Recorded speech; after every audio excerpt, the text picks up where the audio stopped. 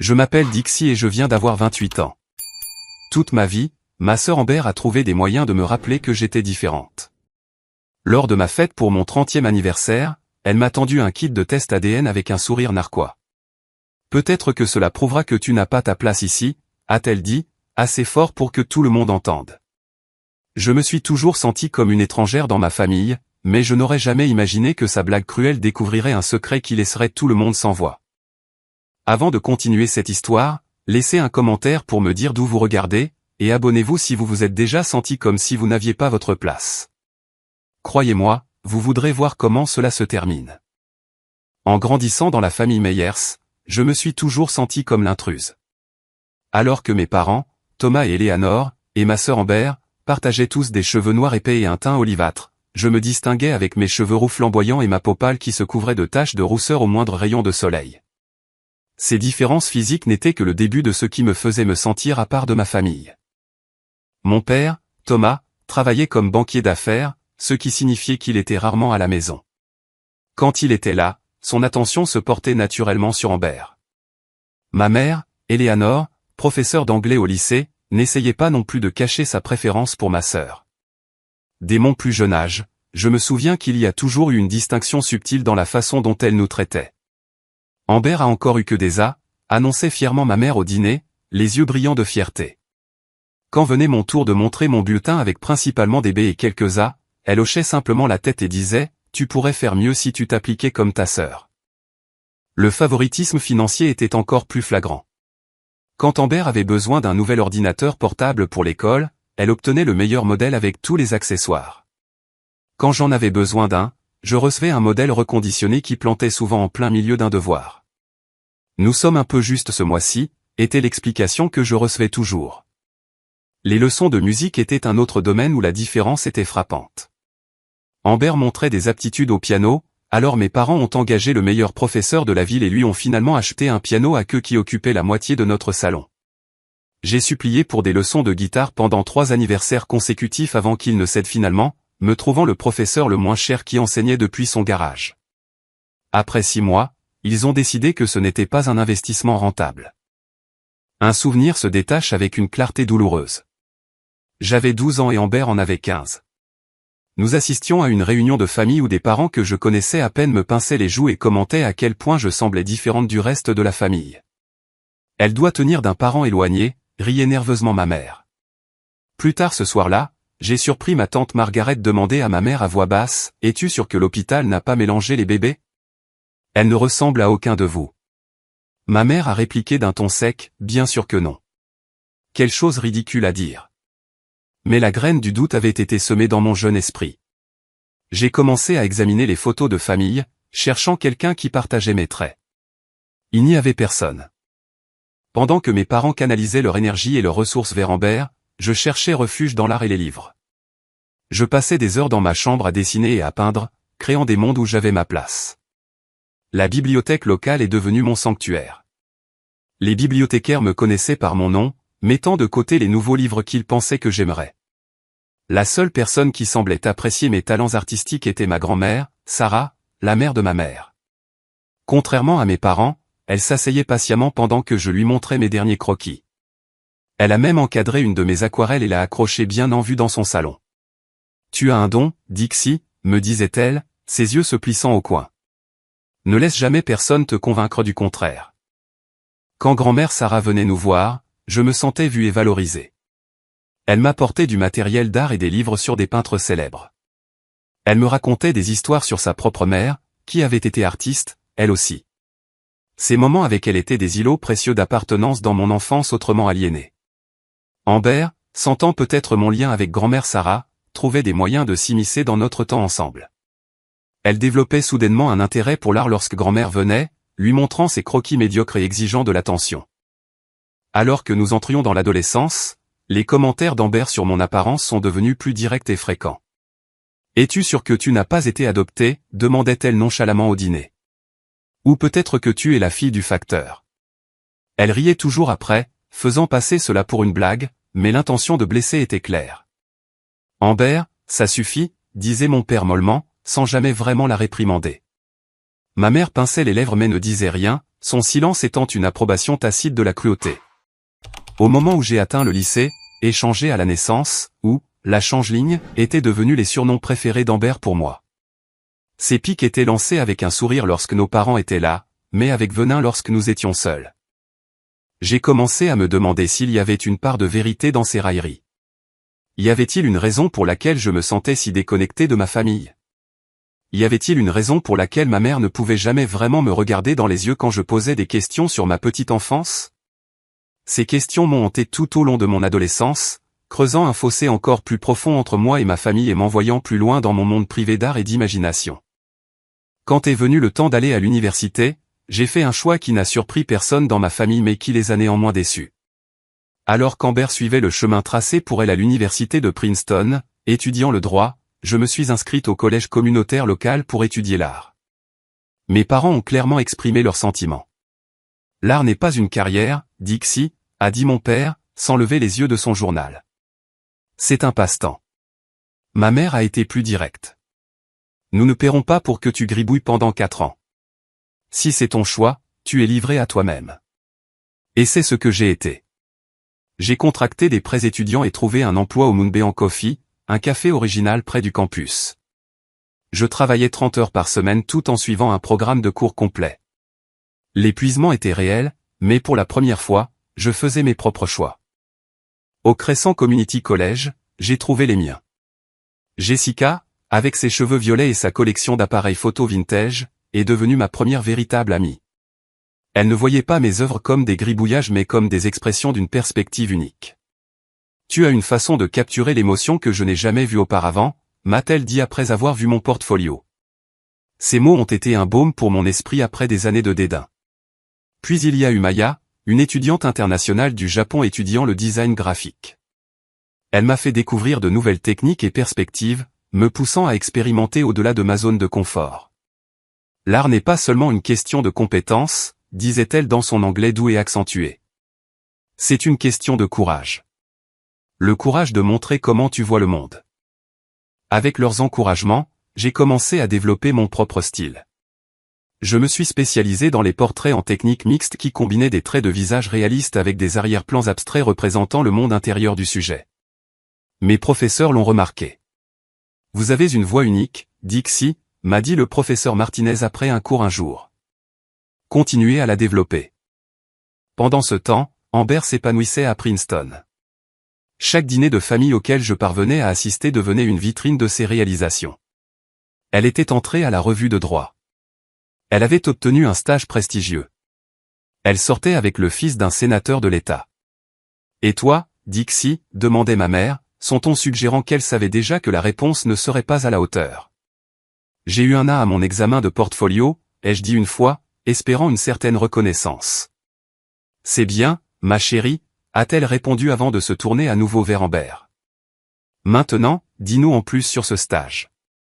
Pendant ma 2e année, j'ai rencontré Aaron lors d'une exposition d'art sur le campus. Il étudiait l'architecture et était venu à l'exposition pour des crédits supplémentaires. Il s'est arrêté devant une de mes œuvres si longtemps que je me suis finalement approché de lui.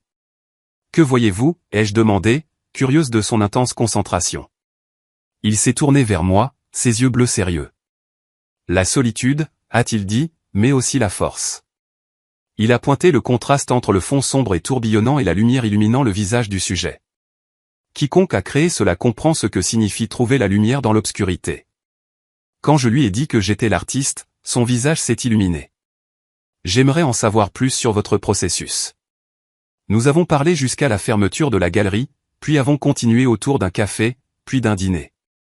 Aaron est devenu mon premier vrai petit ami et, plus important encore, mon plus grand supporter. Il n'a jamais remis en question le fait que l'art soit une voie valable.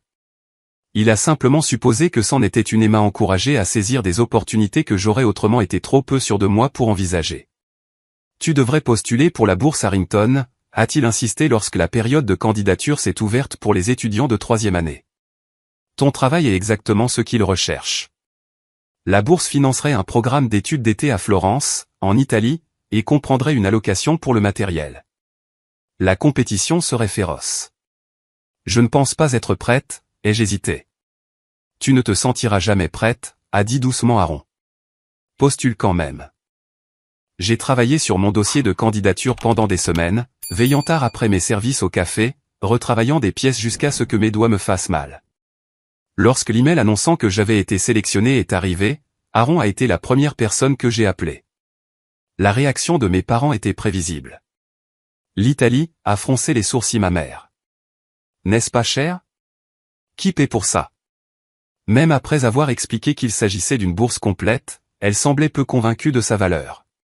Quand Amber a été accepté dans un programme de droit d'été à Oxford la semaine suivante, mes parents ont emmené la famille dans un restaurant 5 étoiles pour célébrer. Mon été à Florence m'a transformé.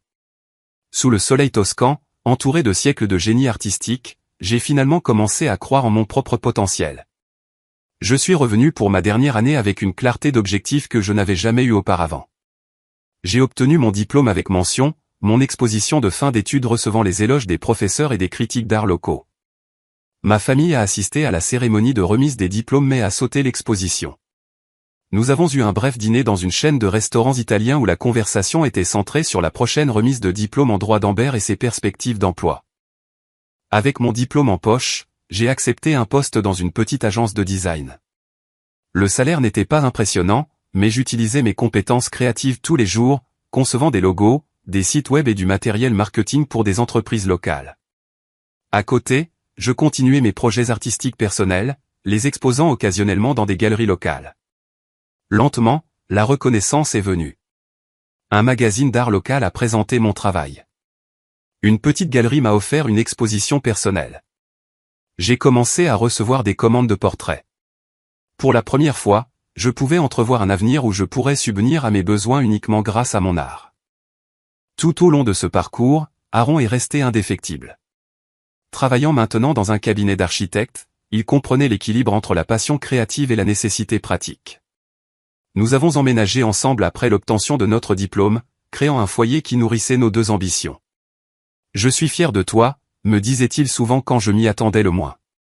Peu de gens ont le courage de suivre leur cœur comme tu le fais. Ces paroles contrastaient fortement avec ce que j'entendais de ma famille. Même si ma carrière prenait de l'ampleur, ils considéraient mes activités artistiques avec scepticisme au mieux, avec dédain au pire. À leurs yeux, je ferais toujours les mauvais choix, toujours en deçà de la norme dorée d'Amber. Mais pour la première fois de ma vie, je commençais à me demander si leur norme était celle que je voulais atteindre. Après tout, alors que mes 20 ans avançaient, j'ai créé plus de distance entre moi et ma famille. Aaron et moi avons trouvé un petit appartement d'une chambre dans un quartier artistique du centre-ville, à 15 miles de la maison de banlieue de mes parents mais à des mondes de distance en termes d'atmosphère.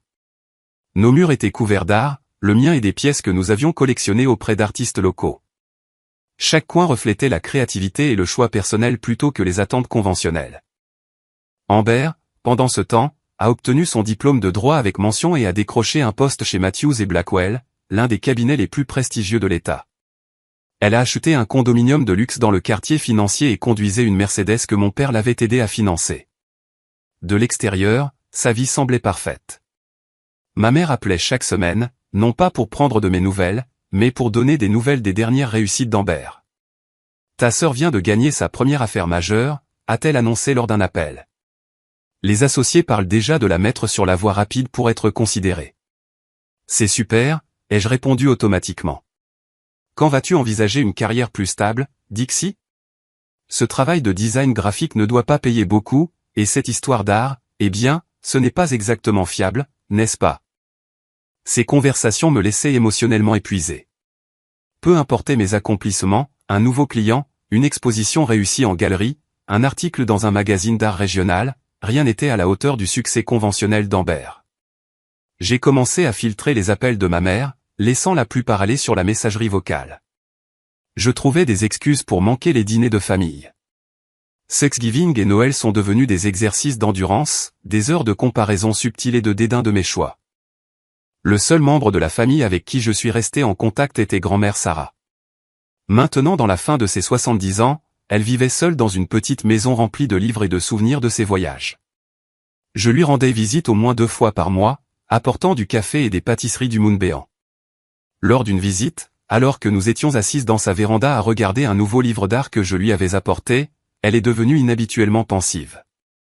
Tu sais, Dixie, dit-elle, sa voix plus douce que d'habitude, tu me rappelles tellement ma sœur, Judith. Je ne savais pas que vous aviez une sœur, dis-je, surprise. Elle est décédée jeune, avant ta naissance. C'était l'artiste de la famille. Elle a tapoté ma main. Elle avait aussi ton esprit, déterminé à tracer sa propre voie, peu importe ce que les autres pensaient. Alors que grand-mère Sarah commençait à partager plus d'histoires sur ma grand-tante Judith, j'ai remarqué qu'elle regardait constamment une photo particulière sur son étagère. Elle montrait ma mère jeune femme debout à côté de mon père. Le visage de ma mère semblait tendu, pas l'expression d'une jeune mariée heureuse. Quand a-t-elle été prise, ai-je demandé en prenant le cadre. Grand-mère Sarah a hésité. Juste après leur mariage. C'était une période difficile pour eux. Difficile comment? Elle a rapidement changé de sujet, me demandant des nouvelles de mon dernier projet artistique, mais sa brève hésitation a semé une graine de curiosité. Lors de ma visite suivante, j'ai apporté de vieux albums de photos de famille que j'avais empruntés à ma mère sous prétexte de les numériser pour les conserver. Grand-mère Sarah et moi les avons feuilletés pendant qu'elle partageait des histoires sur divers parents et occasions. Voici ta mère enceinte d'Amber, dit-elle en montrant une photo de ma mère avec un ventre de femme enceinte très proéminent, souriant sincèrement alors que mon père avait son bras autour d'elle. J'ai tourné plusieurs pages, cherchant des photos similaires de l'époque où ma mère était enceinte de moi. Étrangement, il n'y en avait aucune. Il y avait beaucoup de photos de ma mère me tenant dans ses bras nouveau-nés, mais pas une seule photographie d'elle enceinte.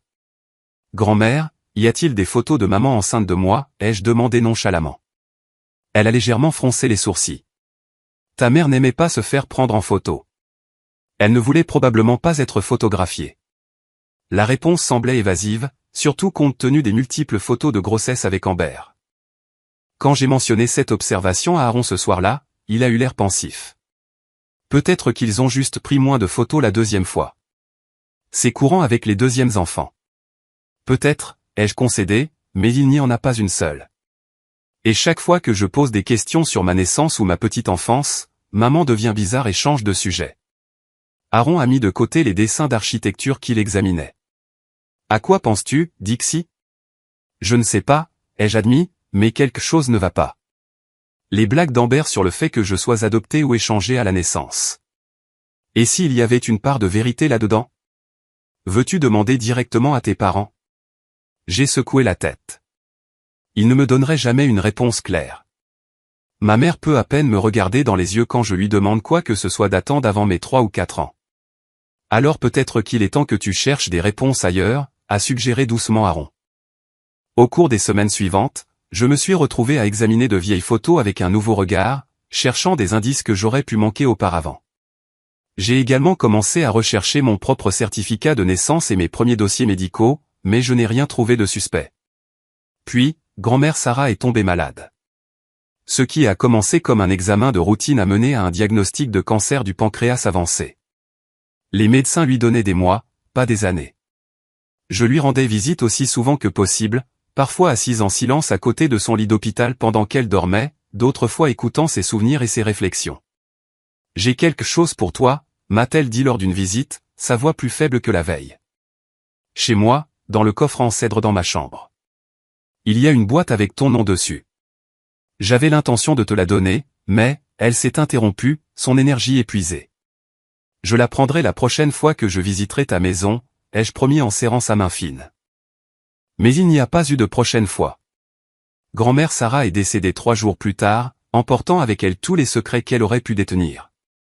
Les funérailles ont été une affaire sombre, avec des parents que je voyais rarement se rassemblant pour lui rendre hommage. Amber est arrivée en retard, faisant étalage de son chagrin d'une manière qui semblait théâtrale plutôt que sincère. Elle avait à peine rendu visite à grand-mère Sarah dans ces derniers mois, toujours trop occupée par la préparation de dossiers ou des événements de réseautage. À la réception qui a suivi, alors que je me tenais seul près de la fenêtre, Amber s'est approchée de moi avec un verre de vin à la main. Pauvre grand-mère Sarah, a-t-elle soupiré. Au moins, elle t'avait toujours pour lui rendre visite. Vous deux, les excentriques, aviez tellement en commun. Elle était gentille et sincère, ai-je répondu, refusant de mordre à l'hameçon. 2 qualités rares dans cette famille. Le sourire d'Amber s'est crispé. Toujours aussi dramatique, Dixie. Pas étonnant que papa et maman s'inquiètent pour toi. Ils s'inquiètent pour moi. C'est une nouvelle. Bien sûr qu'ils le font. Ils t'ont toujours traité avec un soin si particulier. Elle a étrangement insisté sur les derniers mots. Faisant des concessions pour tes différences. Qu'est-ce que ça veut dire? Elle s'est penchée plus près, sa voix tombant à un murmure. Ne t'es-tu jamais demandé pourquoi tu ne t'intègres pas? Pourquoi tu es si différente de nous autres? Peut-être que tu devrais leur poser la question un de ces jours. Avant que je puisse répondre, elle s'est éloignée pour rejoindre un groupe de parents, me laissant avec une sensation de froid au creux de l'estomac. Ces mots ont résonné dans mon esprit pendant des jours, ajoutant à ma suspicion croissante qu'il y avait quelque chose sur mon origine que ma famille ne me disait pas. Mon 30e anniversaire tombait un samedi de début octobre. Aaron planifiait une surprise depuis des semaines, laissant entendre une célébration spéciale mais refusant de donner des détails. Le jour venu, il m'a bandé les yeux et m'a conduite à ce qui s'est avéré être une salle privée au Pellit, mon restaurant préféré dans le quartier des Arts. Surprise, a retenti le chœur de voix alors qu'il retirait le bandeau. Environ 20 personnes étaient rassemblées autour d'une longue table décorée de fleurs d'automne et de bougies. Jessica et Maya étaient là, ainsi que d'autres amis de l'université et du travail. Mon mentor en art, le professeur Martinez, avait même fait le voyage depuis sa maison de retraite à 2 heures de route. Les amis, ai-je soufflé, en contemplant la scène. C'est incroyable. Aaron rayonnait à côté de moi. Tu mérites d'être célébré, a-t-il dit en m'embrassant sur la joue. La soirée était parfaite. Nous avons mangé une nourriture incroyable, bu du bon vin, et partagé des histoires et des rires. Pour le dessert, Aaron avait commandé un gâteau décoré pour ressembler à l'une de mes peintures les plus réussies. J'ouvrais les cadeaux quand la porte du restaurant s'est rouverte. Mon cœur s'est serré en voyant mes parents entrer, suivis d'Amber. Je ne les avais pas invités. Ils montraient rarement d'intérêt à célébrer mes étapes importantes. Aaron avait l'air tout aussi surpris. J'espère que nous ne dérangeons pas, a dit ma mère, son ton suggérant qu'elle ne se souciait pas vraiment s'il le faisait. Amber a pensé que nous devrions venir te souhaiter un joyeux anniversaire. Un silence gêné est tombé sur la pièce. Mes amis, conscients de ma relation compliquée avec ma famille, ont échangé des regards mal à l'aise. Bien sûr que non, ai-je menti, forçant un sourire. Merci d'être venu. Mon père m'a tendu une enveloppe contenant une carte cadeau d'un grand magasin et une carte d'anniversaire générique qu'ils avaient tous les deux signée. Ma mère m'a donné une étreinte impersonnelle qui a à peine établi le contact. Puis, Amber s'est avancée, tenant un grand sac cadeau avec un sourire exagéré. Joyeux anniversaire, petite sœur. Je t'ai apporté quelque chose de spécial. La pièce est devenue silencieuse alors que je plongeais la main dans le sac et en sortais un kit de test ADN de 23 NME. La confusion a fait place à la compréhension alors qu'Amber parlait à nouveau. Peut-être que cela prouvera que tu n'as pas ta place ici, a-t-elle dit avec un rire qui n'atteignait pas ses yeux. Tu as toujours été si différente de nous autres. Ne serait-ce pas drôle de découvrir qu'il y avait une raison à cela?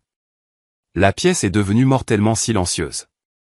J'ai senti la chaleur monter à mon visage alors que la cruauté de son cadeau était comprise par toutes les personnes présentes. Aaron s'est placé protecteur à mes côtés. C'est quoi ton problème, Amber, a-t-il dit d'une voix basse et en colère. Elle a écarquillé les yeux dans une fausse innocence. Quoi? C'est juste pour rire. Tout le monde fait ces tests de nos jours, n'est-ce pas, maman? J'ai regardé ma mère, m'attendant à ce qu'elle réprimande Amber pour l'insulte évidente. Au lieu de cela, elle avait l'air pâle et mal à l'aise, ses yeux se tournant vers mon père. C'est juste une blague, Dixie, a dit mon père avec raideur. Ne sois pas si sensible. Une blague? La voix d'Aaron s'est élevée. Elle vient de suggérer publiquement que Dixie n'appartient pas à votre famille, et vous la défendez. Jessica s'est levée. Je pense qu'il est temps pour vous trois de partir. Excusez-moi, a dit ma mère, offensée. Pour qui vous prenez-vous? Je suis quelqu'un qui se soucie réellement de Dixie, a répondu Jessica calmement, ce qui est plus que ce que je peux dire de vous. La confrontation a rapidement dégénéré, mon père exigeant le respect et Aaron et mes amis formant un cercle protecteur autour de moi. Finalement, le professeur Martinez est intervenu. C'est la célébration de Dixie, a-t-il dit fermement. Je pense qu'il serait préférable que vous la respectiez assez pour partir maintenant. Vous avez fait passer votre message. Après une confrontation tendue, ma famille est finalement partie. Amber s'est retournée à la porte pour lancer une dernière pique. Fais-moi savoir ce que tu découvres quand tu feras le test, a-t-elle crié avec un sourire narquois. Peut-être que tu découvriras que tu appartiens à une famille qui apprécie l'art. La porte s'est refermée derrière eux, et je me suis effondré sur une chaise, le kit ADN toujours entre mes mains. Je suis tellement désolé, a dit Aaron, s'agenouillant à côté de moi. Je n'avais aucune idée qu'il venait. Ce n'est pas ta faute, l'ai-je assuré, bien que des larmes menaçaient de couler. Tu m'as offert une fête magnifique. Mes amis se sont ralliés autour de moi, aidant à sauver ce qui restait de la soirée. Nous avons ouvert plus de vin, mis de la musique, et avons finalement réussi à rire à nouveau. Mais le cadeau d'Amber était posé sur la table comme une bombe à retardement, impossible à ignorer complètement. Plus tard dans la nuit, alors qu'Aaron et moi étions allongés dans notre lit, j'ai finalement donné voix aux pensées qui tourbillonnaient dans mon esprit. Et si elle avait raison, ai-je murmuré dans l'obscurité. Et si je n'appartenais pas à cette famille? Aaron s'est redressé sur un coude. Dixie, écoute-moi. La famille, ce n'est pas seulement une question d'ADN ou de sang. C'est qui t'aime, qui te soutient, qui voit ta valeur. Selon cette définition, ces gens aujourd'hui, tes amis, ton mentor, ils sont plus ta famille que les gens qui partagent ton nom de famille. Mais s'il y avait une raison pour laquelle je me suis toujours senti comme une étrangère? Et s'il y avait une vérité que je ressens depuis toute ma vie? Alors peut-être qu'il est temps de le découvrir, a-t-il dit doucement. Pas pour Amber, pas pour prouver quoi que ce soit à tes parents, mais pour toi-même. Tu mérites de connaître ta propre histoire. J'ai tourné l'idée dans mon esprit, me sentant à la fois terrifié et étrangement libéré par cela. Et si je faisais le test? Que révélerait-il? Et pourquoi la blague d'Amber avait-elle provoqué une réaction si étrange de la part de mes parents? Si je fais ça, dis-je lentement, je dois être prête à tout ce que je pourrais trouver. Et je serai juste à côté de toi, a promis Aaron en me prenant la main. Quoi que tu découvres, nous y ferons face ensemble. À ce moment-là, j'ai pris ma décision. Je ferai le test ADN, non pas parce qu'Amber l'avait suggéré de manière moqueuse, mais parce que j'avais le droit de connaître la vérité sur moi-même. Après 30 ans à me sentir comme une étrangère dans ma propre famille, peut-être que la science pourrait fournir les réponses que mes parents n'avaient jamais données. Je vais le faire, dis-je avec une nouvelle détermination. Je vais découvrir qui je suis vraiment. Aaron a serré ma main dans l'obscurité. C'est ma courageuse Dixie. Le lendemain matin, j'ai ouvert le kit de test ADN et suivi attentivement les instructions. En scellant mon échantillon de salive dans le tube fourni, j'ai ressenti un étrange mélange de peur et d'espoir. Quels que soient les résultats, au moins j'agissais au lieu de vivre dans l'incertitude. J'ai posté l'échantillon cet après-midi-là, puis j'ai commencé le long processus d'attente, me demandant quelle vérité mon ADN pourrait enfin révéler. Le site web de l'entreprise indiquait que les résultats prendraient de 4 à 6 semaines à être traités. Ces semaines s'étendaient devant moi comme une éternité. Je me suis plongé dans mon travail, acceptant des projets indépendants supplémentaires pour garder mon esprit occupé. La nuit, je restais souvent éveillé, imaginant divers scénarios de ce que les résultats pourraient montrer. Tu sais, peu importe ce que dit le test, ça ne change pas qui tu es, m'a rappelé Aaron un soir alors que nous préparions le dîner ensemble. Vraiment, ai-je répliqué, coupant des légumes avec plus de force que nécessaire. Si je découvre que je ne suis pas biologiquement lié à ma famille, cela change tout ce que je pensais savoir sur moi-même. Aaron a doucement pris le couteau de ma main. Cela expliquerait certaines choses, mais cela n'efface pas tes expériences ou ton identité. Tu es toujours Dixie, l'artiste talentueuse, l'amie fidèle, la femme que j'aime. Ces mots m'ont réconforté, mais l'incertitude est restée une compagne constante pendant la période d'attente. 2 semaines après avoir posté mon échantillon, je me suis souvenu de la boîte de grand-mère Sarah. Dans le chaos qui a suivi sa mort et mon anniversaire, j'avais complètement oublié. Le lendemain, je me suis rendu à sa maison, qui était maintenant en cours de préparation pour la vente. Ma mère m'avait donné une clé pour aider à vider les objets personnels. La maison semblait étrangement silencieuse sans la présence de grand-mère Sarah. Des grains de poussière dansaient dans la lumière du soleil de l'après-midi qui filtrait par les fenêtres alors que je me dirigeais vers sa chambre. Le coffre en cèdre se trouvait au pied de son lit, exactement comme il l'avait été aussi longtemps que je pouvais me souvenir. J'ai soulevé le lourd couvercle, respirant l'odeur familière et boisée. À l'intérieur se trouvaient des courtes pointes soigneusement pliées, des albums de photos et plusieurs petites boîtes. Une boîte en bois portait mon nom écrit sur le dessus de l'écriture élégante de grand-mère Sarah. J'ai apporté la boîte à la table de la cuisine et l'ai ouverte avec des mains tremblantes. À l'intérieur se trouvaient plusieurs objets, une feuille de papier à lettres pliées, un petit paquet de photographies attachées avec un ruban délavé, et un bonnet de nouveau-né tricoté jauni. J'ai d'abord déplié le papier à lettres. C'était une lettre de l'écriture de grand-mère Sarah, datée de seulement 3 mois avant sa mort. « Ma très chère Dixie », commençait-elle. « Si tu lis ceci, je suis parti, et il y a des choses que tu dois savoir.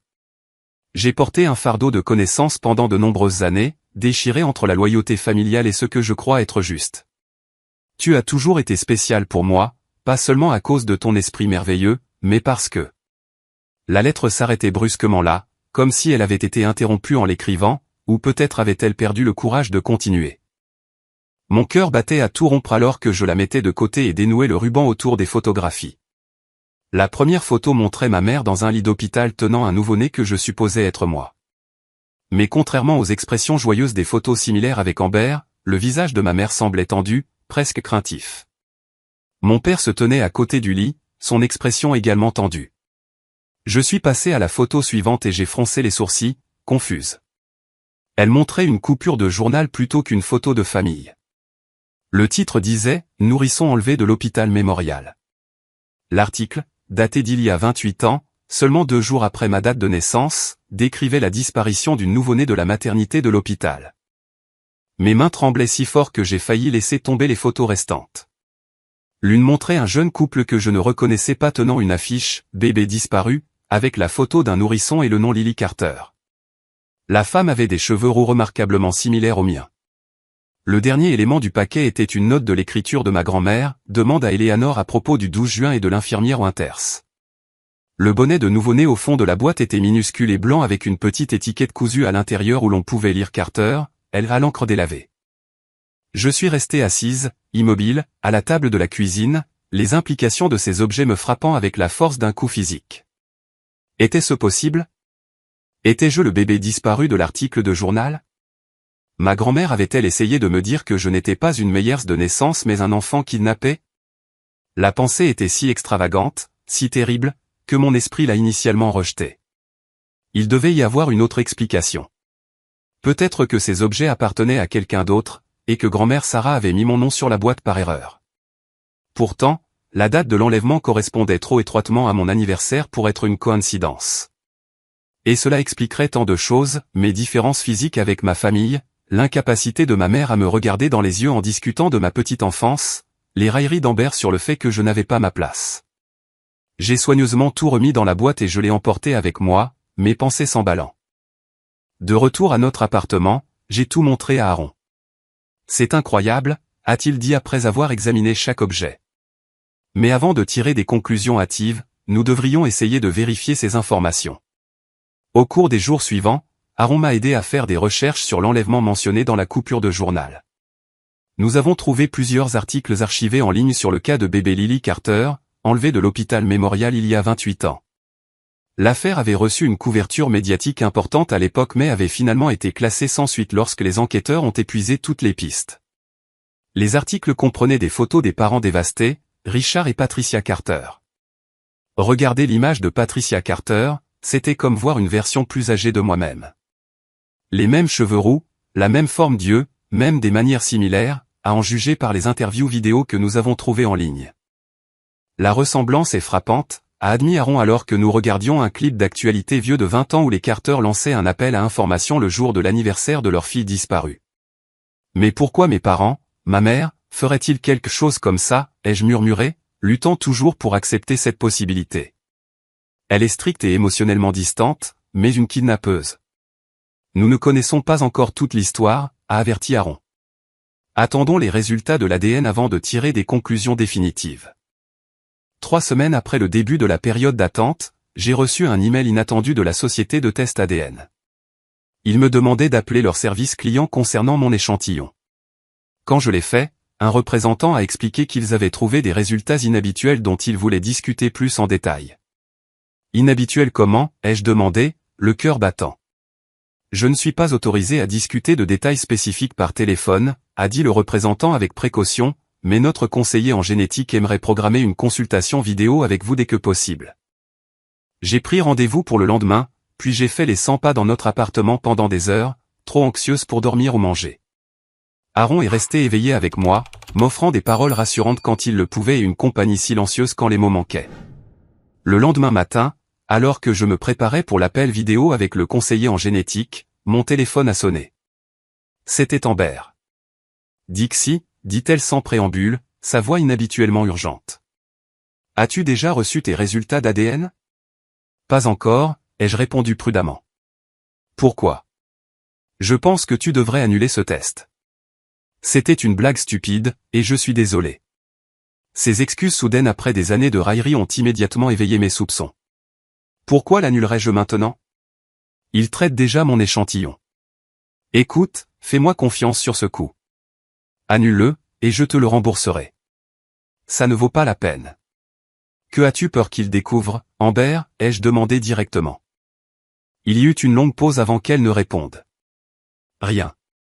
Je pense juste que ces tests portent atteinte à la vie privée et sont souvent inexacts. J'ai lu des articles à ce sujet. Depuis quand te soucies-tu de ma vie privée? Très bien, a-t-elle lâché, retrouvant son ton habituel. Fais ce que tu veux.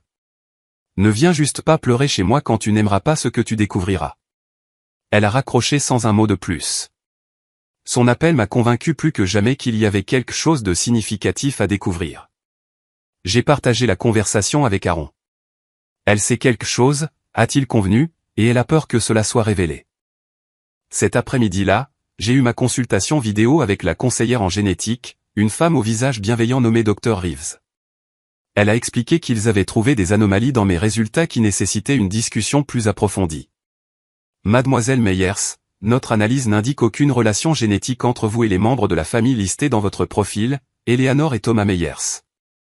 Même si j'avais commencé à suspecter exactement cela, l'entendre énoncer si cliniquement m'a provoqué un choc. Vous voulez dire qu'ils ne sont pas mes parents biologiques? C'est exact, a confirmé doucement Dr Reeves. Il n'y a aucune preuve génétique suggérant une relation parent-enfant. Y a-t-il plus, ai-je demandé, sentant qu'elle retenait quelque chose. Elle a hésité. Notre base de données a identifié une correspondance familiale potentielle avec un autre utilisateur. Les marqueurs génétiques suggèrent une relation parent-enfant. Souhaitez-vous que je vous fournisse cette information? Ma bouche est devenue sèche. Oui, ai-je réussi à dire. S'il vous plaît. Le nom de l'utilisateur est Patricia Carter. Selon nos dossiers, elle utilise notre service pour rechercher des correspondances génétiques avec sa fille disparue depuis plus de 5 ans. Patricia Carter. Le nom des articles de journaux. La mère du bébé kidnappé. Ma mère biologique. Il y a une équipe juridique qui travaille sur des cas comme le vôtre, a poursuivi Dr Reeves, sa voix semblant venir de très loin. Avec votre permission, j'aimerais les mettre en contact avec vous. J'ai hoché la tête, engourdi, traitant à peine ses paroles.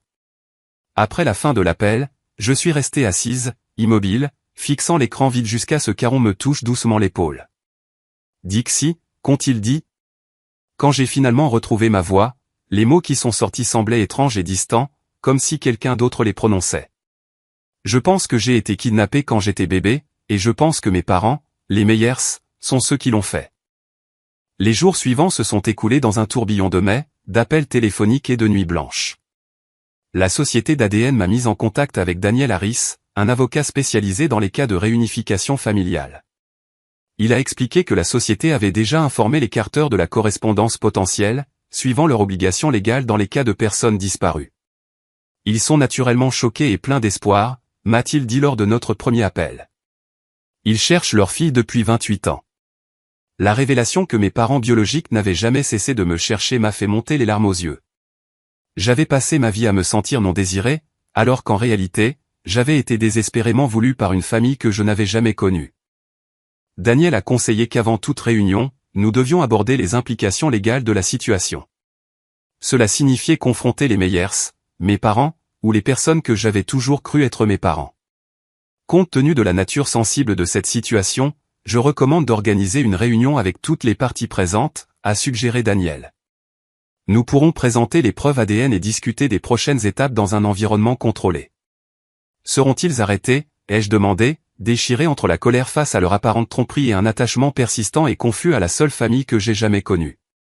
C'est aux forces de l'ordre de le déterminer, a expliqué Daniel. Mon rôle est de faciliter la révélation de la vérité et de vous aider à naviguer dans le processus de connexion avec votre famille biologique, si c'est ce que vous choisissez de faire. Après de longues discussions avec Aaron et Daniel, j'ai décidé de demander une réunion de famille chez mes parents. J'ai appelé mon père et, sans révéler la raison, j'ai demandé que lui, ma mère, ainsi qu'Amber, soient présents ce samedi après-midi. Quelque chose ne va pas, a-t-il demandé, l'air inquiet. J'ai juste besoin de discuter de quelque chose d'important avec vous tous, ai-je répondu prudemment, en gardant un ton neutre. Nous serons là, a-t-il promis. Le jour de la réunion, Aaron et moi sommes arrivés à la maison des Meyers 15 minutes en avance. Daniel Harris arriverait séparément avec un représentant de la société d'ADN et le dossier de l'affaire. « Es-tu sûr d'être prête pour ça ?» a demandé Aaron alors que nous étions assis dans la voiture devant la familière maison coloniale de 2 étages où j'avais grandi. J'ai regardé la maison, la voyant avec un nouveau regard.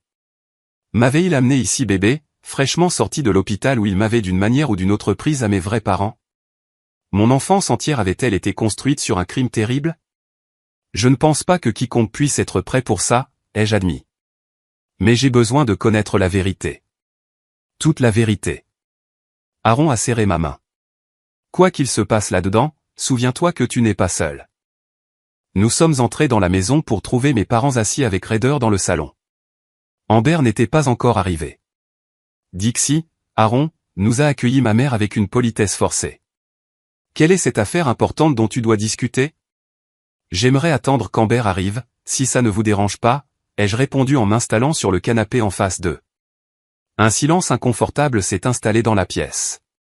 Mon père vérifiait sa montre à plusieurs reprises tandis que ma mère tripotait son collier de perles, une habitude nerveuse que j'avais observée tout au long de mon enfance. Lorsque la sonnette a retenti, mon père s'est levé pour répondre. Son expression est passée de l'attente à la confusion lorsqu'il a vu Daniel Harris à la place d'Amber. Thomas Meyers, a demandé Daniel professionnellement. Je suis Daniel Harris, avocat. Je crois que votre fille, Dixie, m'attend. Mon père s'est tourné vers moi, le visage pâlissant. Dixie, de quoi s'agit-il? Avant que je puisse répondre, la voiture d'Amber s'est garée dans l'allée. Elle est entrée quelques instants plus tard, se figeant en voyant le rassemblement. Que se passe-t-il, a-t-elle demandé, regardant de moi à nos parents, puis à Daniel. S'il vous plaît, tout le monde, asseyez-vous, a suggéré calmement Daniel.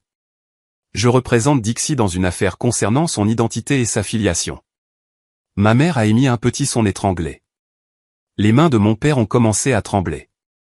Amber est restée debout, ses yeux se promenant entre eux.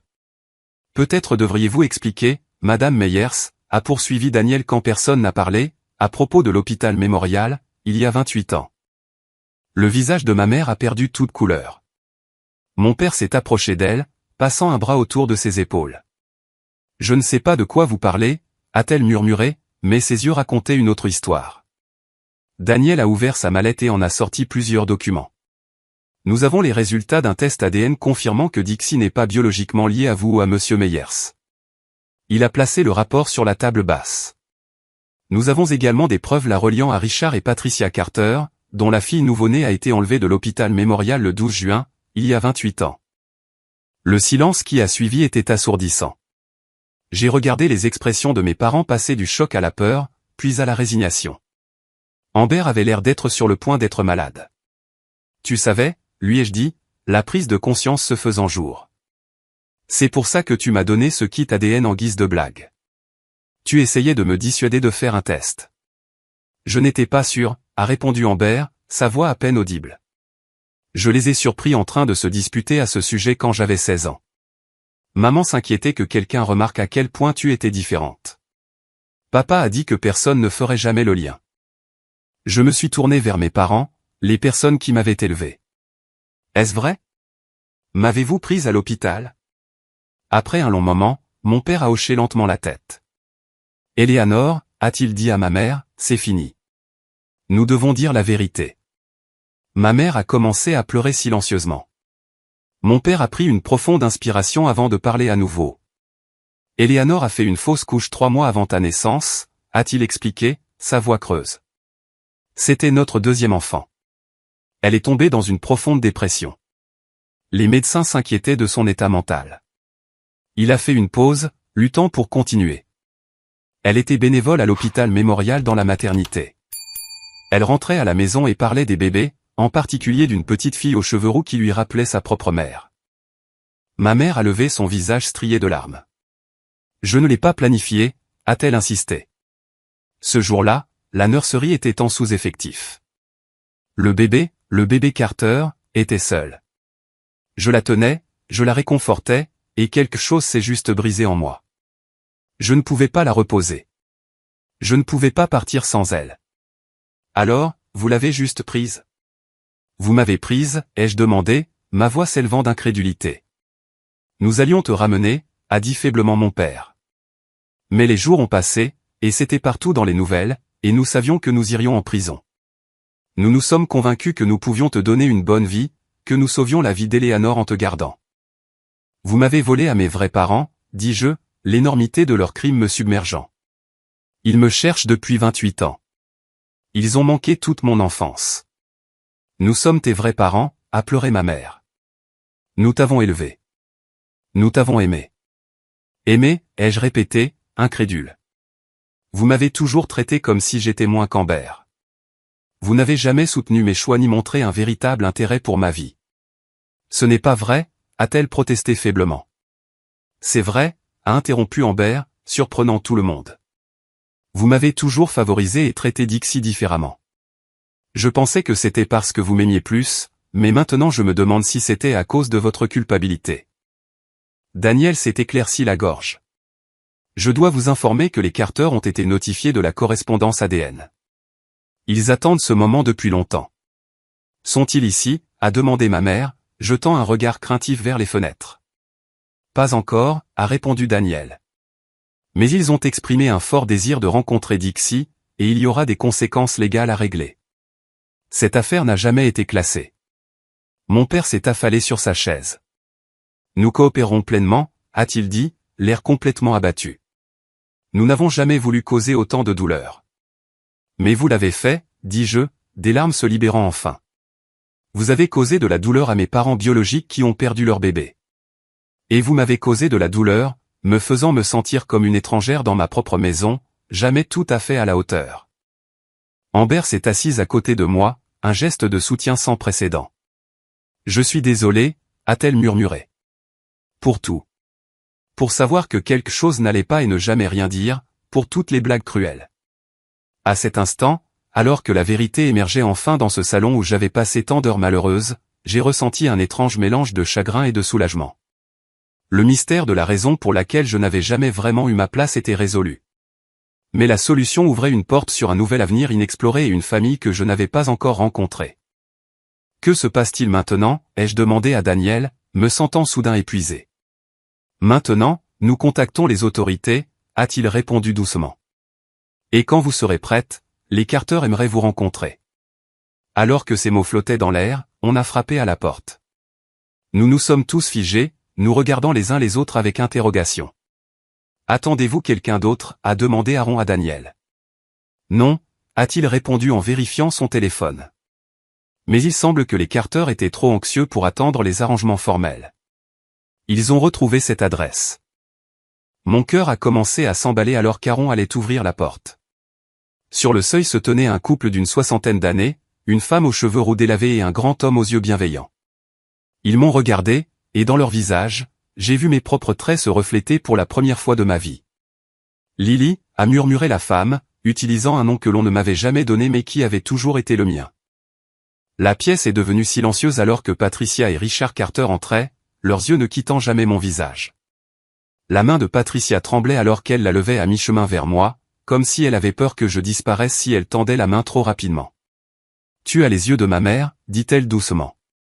J'ai toujours dit à Richard que notre bébé aurait ses yeux. Je suis resté figé, incapable de gérer le flot d'émotions qui me traversait. Voici les personnes qui m'avaient créé, qui m'avaient perdu, qui n'avaient jamais cessé de chercher. Leur chagrin et leur espoir étaient palpables, suspendus dans l'air entre nous comme une chose physique. Eleanor Meyers, ma mère, la femme qui m'avait élevé, a laissé échapper un petit sanglot et s'est effondrée davantage dans les bras de Thomas.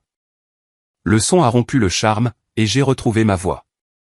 Je ne sais pas trop comment m'appeler en ce moment, ai-je admis. J'ai été Dixie Meyers toute ma vie, mais vous m'avez nommé Lily.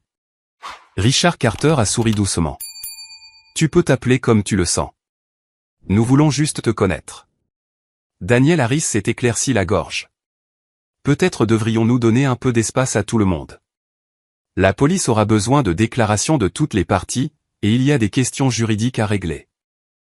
Les semaines suivantes ont été un tourbillon d'interrogatoires de police, de consultations juridiques et de conversations émotionnelles. Les preuves contre les Meyers étaient substantielles, les résultats ADN, la boîte d'indices de grand-mère Sarah, et enfin, leur propre confession.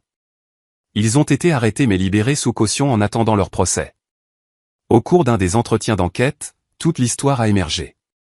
Eleanor avait été bénévole à l'hôpital alors qu'elle luttait contre une dépression postpartum après sa fausse couche. Elle s'était attachée à moi, un nouveau-né aux cheveux roux comme sa mère, et avait convaincu une infirmière sympathique, nommée Winters, de lui permettre un accès spécial à la nurserie. Ce jour fatidique, l'infirmière Winters avait laissé Eleanor seule avec moi juste une minute, et Eleanor avait pris la décision impulsive de m'emmener à la maison.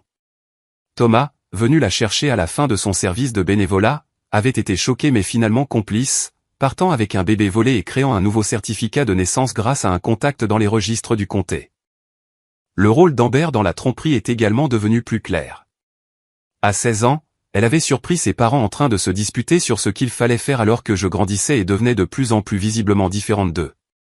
Plutôt que d'exposer la vérité, elle l'avait intériorisé comme un avantage secret sur moi, l'utilisant pour alimenter ses blagues cruelles tout en s'assurant que je ne devienne jamais trop curieuse de mes origines. J'avais peur, a admis Amber lors d'une conversation difficile dans l'appartement d'Aaron et moi. Peur de ce qui arriverait à notre famille si la vérité éclatait. Et puis c'est devenu une habitude, ce pouvoir que j'avais sur toi sans même que tu le saches. As-tu déjà pensé à ce que je ressentais, lui ai-je demandé. Être traitée comme une étrangère toute ma vie? Elle a baissé les yeux. J'étais jalouse, si tu peux le croire. Même s'ils me favorisaient, ils étaient obsédés par toi d'une manière différente. Toujours inquiets pour toi, toujours à te surveiller. Je n'ai pas compris pourquoi jusqu'à ce que je les entende se disputer cette nuit-là. Alors que l'affaire judiciaire contre les Meyers progressait, j'ai entamé le processus délicat d'apprendre à connaître les Carter, mes parents biologiques. Nous avons commencé par de courtes visites, généralement en présence d'Aaron pour un soutien moral. Ils étaient respectueux de mes limites, ne poussant jamais pour plus que ce que j'étais prête à donner. Patricia m'a montré des albums de photos de leur famille. Je me suis vu dans ses traits, dans les cheveux roux de sa sœur, dans la forme des mains de mon grand-père. Tu étais notre bébé miracle, m'a-t-elle dit un après-midi alors que nous étions assises dans leur salon ensoleillé. Nous avons essayé pendant des années d'avoir un enfant. Quand tu es finalement arrivé, c'était le plus beau jour de notre vie. Et puis le pire, a ajouté doucement Richard, quand nous sommes allés à la nurserie, et que tu n'étais plus là. Ils m'ont montré ma chambre de bébé, préservée pendant 28 ans dans l'espoir de mon retour. Les murs jaunes, les papillons peints à la main, le berceau qui avait été converti en lit au fil des ans mais n'avait jamais été démantelé. Nous avons eu une fille nommée Caitlin 4 ans après ton enlèvement, a expliqué Patricia.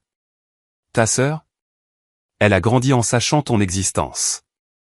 Chaque année, le jour de ton anniversaire, nous lâchions un ballon avec ta photo et un message. Rencontrer Caitlin était surréaliste. Une sœur dont je n'avais jamais connu l'existence, 4 ans plus jeune que moi mais à certains égards plus mature. Elle avait grandi dans l'ombre de mon absence, façonnée par des parents qui portaient un profond chagrin aux côtés de leur amour pour elle. J'étais jalouse de toi, a-t-elle avoué lors de notre premier déjeuner ensemble. La fille disparue qu'ils n'ont jamais cessé de chercher. Mais maintenant, je suis juste contente que tu sois retrouvée. À l'approche de la date du procès d'Eleanor et Thomas Meyers, j'ai dû faire face à une décision difficile. Le procureur voulait que je témoigne sur mon enfance, pour détailler la négligence émotionnelle qui avait caractérisé mon éducation. Une partie de moi voulait la justice, voulait qu'ils subissent les conséquences de m'avoir volé à ma vraie famille. Mais une autre partie reconnaissait la complexité de la situation. La santé mentale d'Eleanor avait clairement été fragile après sa fausse couche. Thomas avait essayé de protéger sa femme. Leurs actions étaient inexcusables mais nées du désespoir plutôt que de la malveillance. Que veux-tu faire? A demandé Aaron alors que nous discutions de mes options. Je ne sais pas si je pourrai jamais leur pardonner, ai-je admis. Mais les envoyer en prison pendant des décennies ne réparera pas ce qui s'est passé.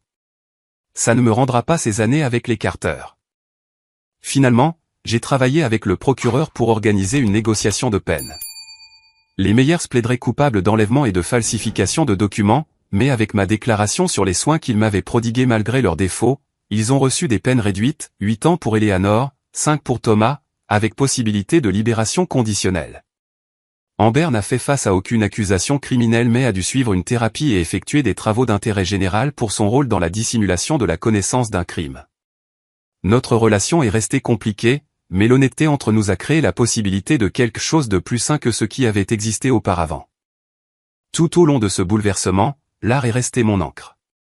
J'ai commencé une nouvelle série de peintures explorant les thèmes de l'identité, de la perte et de la renaissance.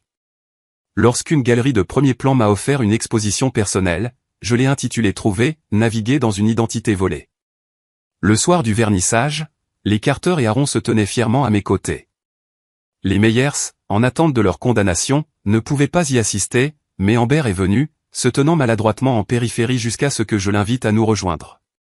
La pièce maîtresse de l'exposition était un grand triptyque. Le premier panneau montrait un bébé dans une nurserie d'hôpital, seul. Le second représentait une jeune femme partagée entre deux mondes, deux familles. Le panneau final montrait la même femme de nouveau entière, entourée de cercles de connexion élargis, une représentation visuelle de mon voyage vers l'intégration de mon identité fragmentée. « Je suis si fier de toi », a dit Patricia en me serrant la main alors que nous nous tenions devant le triptyque. « Tu as transformé quelque chose de douloureux en quelque chose de beau. » « C'est ce que fait l'art, ai-je répondu. Il nous aide à donner un sens au chaos. Au fil des mois, j'ai progressivement trouvé mes marques dans cette nouvelle réalité. J'ai commencé à utiliser les deux noms, Dixie Lily, comme un pont entre mon passé et mon présent. Les Carter respectaient mon besoin de conserver des aspects de l'identité que j'avais construite pendant 30 ans, même si j'embrassais la vérité de mes origines. La guérison n'était pas linéaire. Il y avait des jours où la colère me submergeait, colère contre les Meyers pour avoir volé ma vie, contre Amber pour sa cruauté, même contre ma grand-mère Sarah pour n'avoir pas révélé ce qu'elle savait plus tôt. Il y avait des moments où je me sentais étrangère à moi-même, prise entre deux noms, deux familles, deux récits. Mais lentement, une nouvelle compréhension a émergé. La famille, ai-je réalisé, n'était pas uniquement déterminée par le sang ou par l'éducation. C'était quelque chose que nous pouvions activement choisir, activement construire.